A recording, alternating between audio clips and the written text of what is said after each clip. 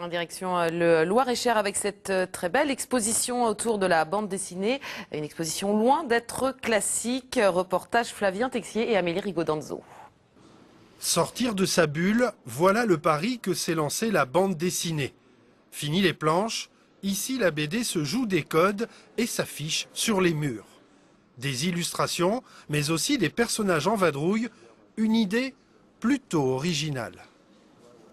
Nous sommes partis sur un concept de dire que la BD, c'était pas justement que la présentation de petits bouquins actuels que les gens achètent, c'est pas que Tintin, c'est pas que Astérix et tout ça, c'est aussi la vie des gens. Non, nous, le concept, c'est la vie.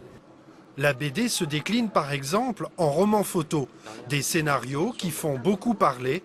Ce jeune réalisateur travaille sur le sujet depuis plusieurs années.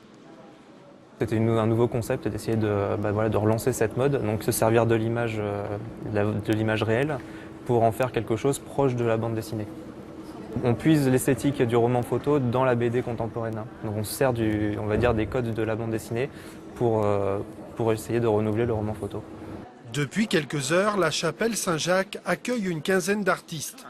Alain Roche est dessinateur de presse. Pour lui, ce type d'exposition est aussi une bonne tribune. On a toujours le sentiment d'être invisible, surtout dans la presse. Les gens, ils ne te voient pas. Ils voient un nom, ils cherchent sur Internet, ils voient plein de trucs, donc ils connaissent le nom.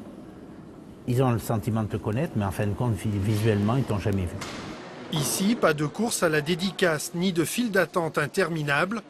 Loin d'Angoulême et de BD Boom, cette exposition invite à un simple retour aux sources de la BD.